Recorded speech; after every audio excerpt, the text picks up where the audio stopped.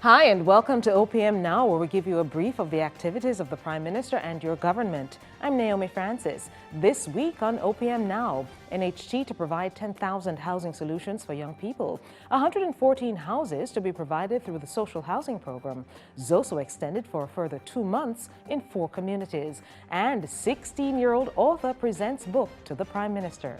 These and more stories coming up right now.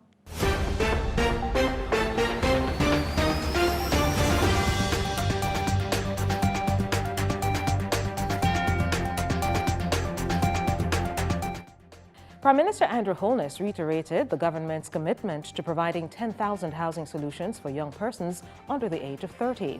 Prime Minister Holness said the National Housing Trust will be constructing 70,000 housing starts beginning this year and will set aside 10,000 for young professionals at an affordable cost. So young people, I know the frustration.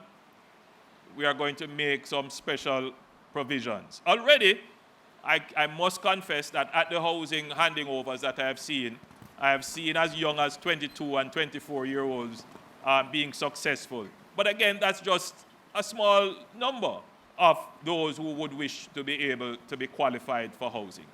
So I want to assure you that we are working on it, and there are 4,094 solutions. These are not solutions that are all on the drafting board. These are solutions, many of them that have started already, they are on the ground and will be delivered. So there is a very high level of guarantee that these houses, these 4,094 houses, will come to market. In the meantime, some young persons were beneficiaries of serviced lots in Windcrest Hills in Hellshire. The handing over ceremony took place last week.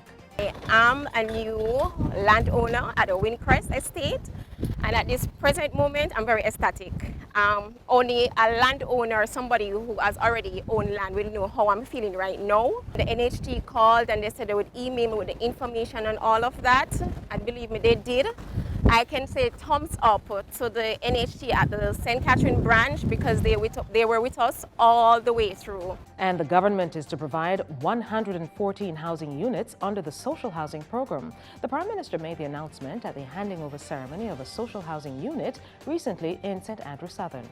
Currently, there are 28 active construction projects ongoing, and they range from between 5% completion to 99% completion. For the financial year, for the 2020 to 21 financial year, we expect that we will have about another 114 projects coming on stream, and that would be at a value of about $1.1 billion. Members of Parliament have voted to extend the Zone of Special Operations Zozo in 4 communities for another 2 months. The Zozos have been imposed in Mount Salem, Denham Town, Greenwich Town and Augustown. Madam Speaker, the Zones of Special Operation Act is a critical component of the suite of modern legislation geared towards creating a framework for sustainable development and community renewal. While the core feature of the Zones of Special Operation is to facilitate the necessary social transformation of these communities, it is established that this can only be achieved on a foundation of security provided by the formal security forces. In other words, in order for us to restore a sense of hope and reprieve and to achieve a healthy and social economic environment in the identified communities and provide a safe space, it is necessary for the security forces to establish that environment of safety and public order. The government has adjusted some COVID-19 protocols. The island-wide curfew now runs from 8 p.m. to 5 a.m. and will expire on February 24. The gathering limit has been decreased from 15 to 10 persons. The Prime Minister said the government recognizes the impact of the adjusted measures. However, keeping the infection rate low is crucial to keeping the positivity rate down.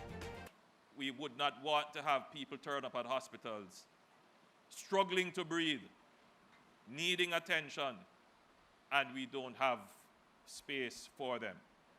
So that is the trade-off that you have elected this government to administer, to make. And it is not easy, but I give you my assurance that we take every decision seriously. And finally this week, our photo of the week comes from 16-year-old Carice Oakley-Williams, who presented the Prime Minister with her book entitled Paradox. Carice attends the St. Andrew High School for Girls. She said she wrote the book during the COVID-19 pandemic to inspire other young persons during this time to do good. Carice said she was excited to meet Prime Minister Andrew Holness.